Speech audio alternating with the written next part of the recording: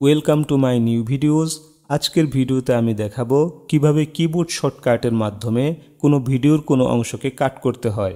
এর আগে আমি একটি ভিডিও আপলোড করেছিলাম, সেটি দেখিয়েছিলাম বেসিকভাবে কিভাবে কোনো ভিডিওর অংশকে কাট করতে হয়।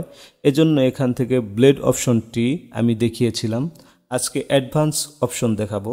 আমি পূর্ব থেকেই আমার দাভিন্সি রিজলভ সফটওয়্যারে যে কিবোর্ড রয়েছে সেই কিবোর্ড কাস্টমাইজ করে রেখেছি। কিবোর্ড কাস্টমাইজ করার সময় আমি সেখানে সি প্রেস করে রেখেছি, অর্থাৎ সি সিলেক্ট করে রেখেছি। সিতে যদি আমি প্রেস করি কিবোর্ড থেকে তাহলে আমার ভিডিও কেটে যাবে।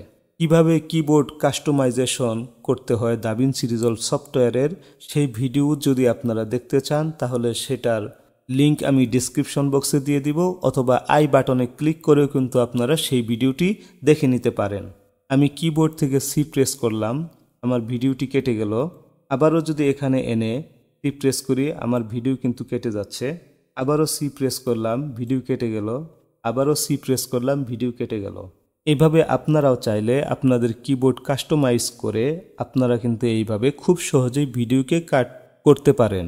ওকে, এই ছিল ভিডিও। যদি ভিডিওটি ভালো লাগে অবশ্যই চ্যানেলটিকে সাবস্ক্রাইব করে দিবেন এবং ভিডিওটি শেয়ার করে দিবেন।